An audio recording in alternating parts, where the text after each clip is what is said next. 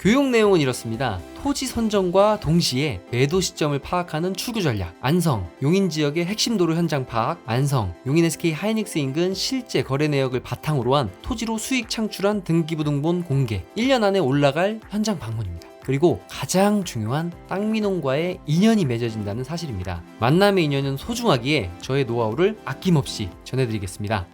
안녕하세요. 땅이 미친 농부 땅미농입니다. 토지 투자에 있어서 절대로 빼놓을 수 없는 주제, 토지의 수용과 환지에 대해서 이야기해 보겠습니다. 토지에 대해 공부하다 보면 어떤 지역의 땅은 수용될 가능성이 높다, 아니다, 환지로 받아야 한다 라는 등 많은 이야기를 들을 수가 있죠. 성공적인 토지 투자를 위해서는 특히 환지에 대해서 정확하게 그리고 깊이 알고 있어야 하는데 너무 방대한 내용이기 때문에 오늘은 기초적이지만 핵심만 쏙쏙 뽑아서 알려드릴 테니까 집중해주세요. 먼저 수용과 환지를 이해하기 전에 개발 사업에 대해서 알아야 합니다. 개발 사업에 따라 수용인지 환지인지가 달라지기 때문이죠. 표를 보시면 택지 개발 사업과 도시 개발 사업이 있는데, 택지 개발 사업은 택지 개발 촉진법을 따라 시행되며 대규모 주거지를 조성하기 위해서 개발합니다. 개발의 주체는 국가, 공공기관 등으로 우리가 쉽게 볼 수 있는 LH가 대표적이죠. 특히 택지 개발 사업은 전매 제한이 지역과 상황에 따라 최대 8년까지 잡혀 있어 투자를 하려는 사람들에게는 문제가 될 수도 있겠죠. 또한 택지 개발 사업은 청약 자격이 까다롭고 수용 방식만 사용하기 때문에 더욱 좋지 않다고 하는데, 이 내용은 조금 후에 자세히 다뤄보도록 하겠습니다. 이 사업은 2014년 이후 택지 개발을 잠정 중단했다가 3기 신도시의 조성으로 부활했다고 합니다. 다음으로 도시개발 사업은 주로 민간이 주도하며 공공택지, 대체제로 급부상했죠. 아파트도 땅도 도시개발 사업이 대세라고 할 수 있습니다. 도시개발 사업은 다양한 용도 및 기능의 단지나 시가지를 조성하기 위해서 사업을 진행하는데, 공공기관, 민간 또는 공공과 민간이 함께 개발하기도 합니다. 무엇보다 택지 개발 사업과 가장 큰 차이점은 전매 제한 기간이 짧고 규제에서 비교적 자유롭습니다. 그리고 수용뿐만 아니라 환지, 혼용 방식을 적용할 수 있다는 것이죠. 그럼 도대체 수용과 환지가 어떤 차이가 있길래 토지주가 환지 방식을 훨씬 더 선호하는 것일까요? 먼저 수용에 대해서 깊고 자세한 내용은 너무 시간이 길어질 수 있으니까 쉽게 이해할 수 있도록 살펴보겠습니다. 수용 방식은 LH, SH 등 공공기관이 원형지의 택지 개발 구역을 지정합니다. 그리고 그 토지주들에게 땅을 매입한 후에 택지를 조성해서 건설사에 매각을 하죠. 이때 토지주들에게 나가는 보상은 공시지가를 기준으로 감정평가 후에 보상을 해주는데요. 토지주에게 대부분 저렴하게 매입한 후 건설사에 비싸게 매각하는 형태가 되는 것이죠. 또한 건설사는 좋은 주거 환경을 만든 후 사람들에게 분양을 하고, 이는 결국 공공기관과 건설사만 이익을 보는 구조가 되는 거예요. 심지어 분양권은 전매 제한이 걸려있죠. 그렇기 때문에 수용을 진행할 때마다 토지주들의 반발이 심한 곳들도 있었지만 공공성을 이유로 계속 진행하게 됩니다. 반대로 환지는 토지주들이 아주 선호하는 방식인데요. 사업구역 내에 종전 토지에서 잘 조성된 땅으로 돌려받는 것을 환지라고 합니다. 수용은 내 땅을 주고 돈을 받는데, 환지는 더 좋아진 땅으로 받는 것이죠.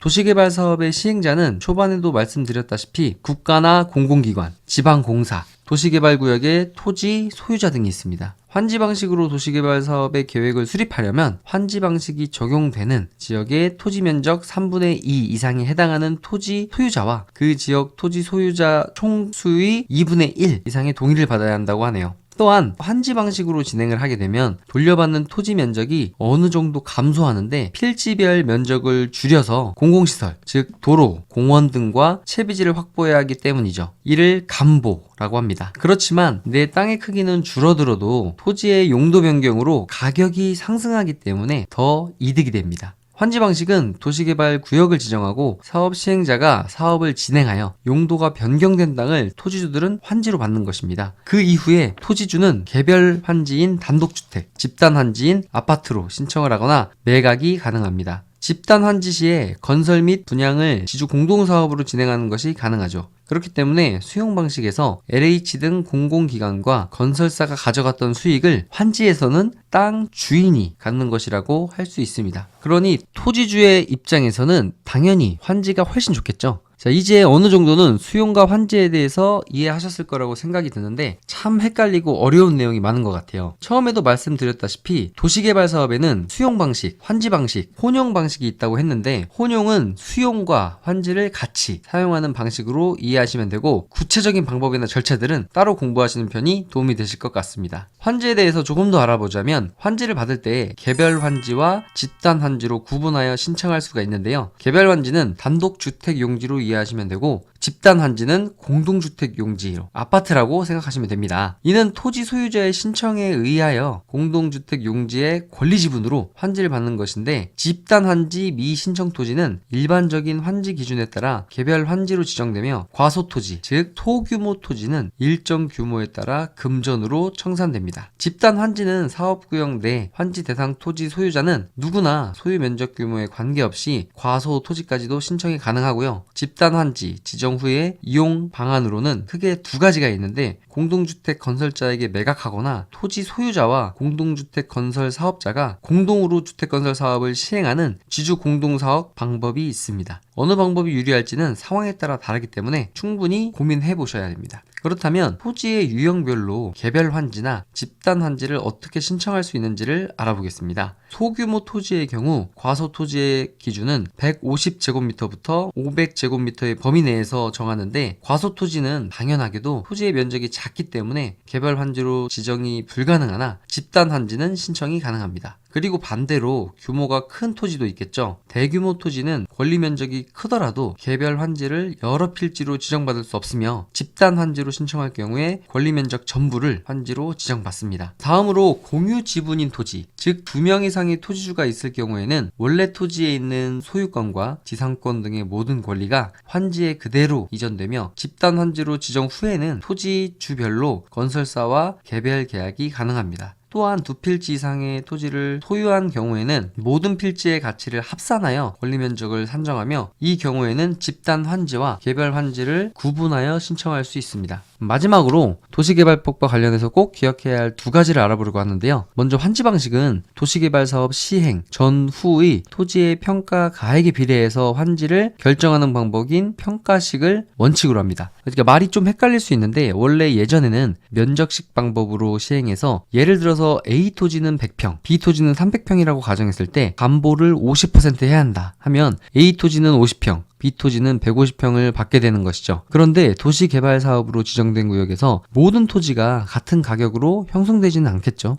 용도별로 혹은 중심부에 있는 토지와 구역 끝의 토지는 가격 차이가 날 수밖에 없는데 이걸 무시하고 평수로만 결정했던 것입니다. 용도가 변경되어서 더 좋은 토지로 받게 되니까 더 넓은 평수의 땅 주인이 유리하겠죠. 그래서 바뀐 것이 면적이 아닌 땅의 가격으로 평가를 해서 환지를 받게 하겠다. 이 말이죠. 이해가 좀 되시나요?